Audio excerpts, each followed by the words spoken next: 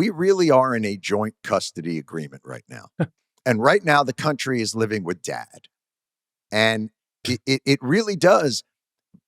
But the problem is the country is living with dad, John. Yep. But dad is offering the kids all sorts of fake gifts. Maybe he'll never give them those gifts, but he's offering them. Oh, he's sure. pretending to be the greatest dad of all. No, they like living with dad. They like it. They like living. He may beat them a little, but they like being beaten by dad. And I think the problem is mum, to use a British phrase, or mum, going to offer. What is she going to offer to get the kids back? And I think the problem is the Democrats have had power, John. They may not have power right now, but they had power. They controlled all three branches of government. They had it during the Obama administration. They had the House, the Senate, not the Supreme Court, but the House, the Senate, and the White House.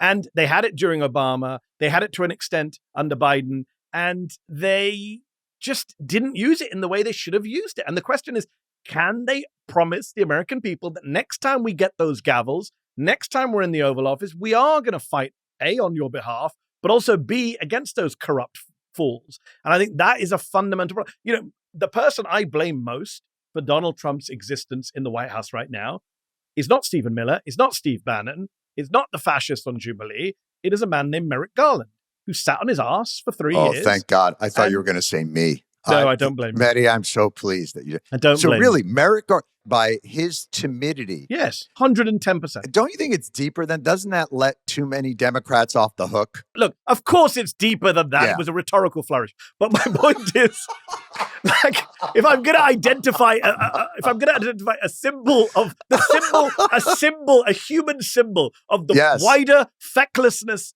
caution, cowardice of the Democratic Party, then it is Merrick Garland. I needed wider fecklessness. That's all I needed. Yes, Merrick Garland is the tribune and symbol of that. He's the guy who, don't forget, they didn't just make him Attorney General when he was manifestly not the right person in that moment, but they cheered him. They were like, wow, this is a FU to MAGA. They wouldn't put him on the Supreme Court. We put him in the DOJ. Well, maybe he wasn't appropriate for the DOJ, right? They should have put in someone, an Elizabeth Warren figure, someone who would go into the DOJ and prosecute all these authoritarian. January 6th happened and he dragged his feet. Donald Trump never saw the inside of a courtroom for January the 6th. That is, I will never get over that. I will never, to my dying days, I'll be on the deathbed. I'll say, damn you, Merrick Garland.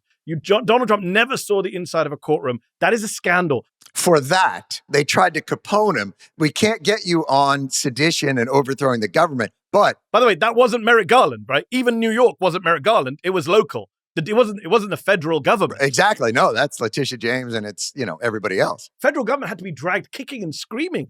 The funny thing is, I heard Republicans for 4 years say, they're weaponizing the government against us. I wish they had weaponized the government against you. They did the exact opposite.